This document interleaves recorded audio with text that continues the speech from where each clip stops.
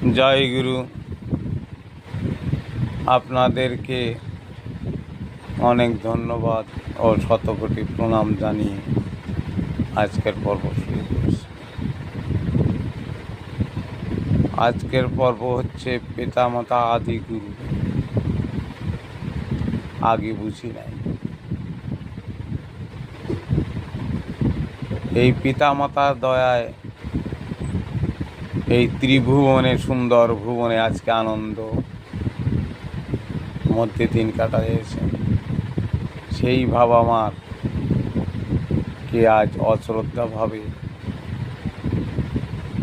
অনেক জায়গায় দেখা দেয় ঘিরে রেখেছে। খাবার নাই, পরনে বস্ত্র নাই। তাই বাবা মার দুঃখ কষ্ট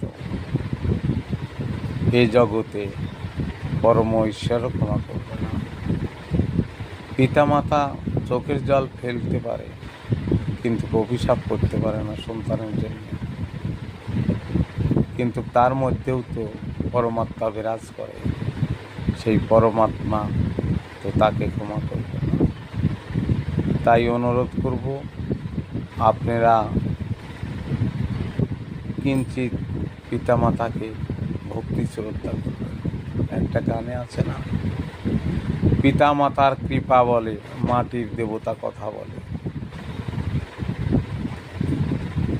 সেই বাবা মাকে সেবা করলাম না। যে বাবা মা কোলে পিঠে করে মানুষ করলো, এত বড় করলো, সুশিক্ষিত করলো, আর সেই পিতামাতাকে ফেলে দিতে এক দণ্ডও লাগে না মানুষের।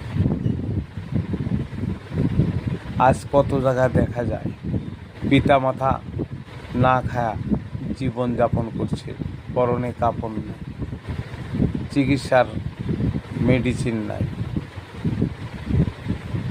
কত দুঃখ কষ্টে তারা চলছে। কিন্তু এদিকে যাহা মাত্র পিতামাতা বিয়োগ হয়ে গেল, তা মাত্র চাদ্য দশার ঘাটা লেগে গেল। লোকজনের খাবারের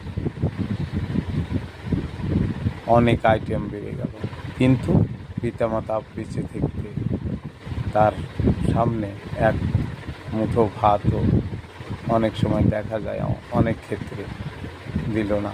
সে মানুষের বাড়িতে কাজ করে করে দিন কাটে, শরীর চলে না, তথাপি তাকে যেতে হয়।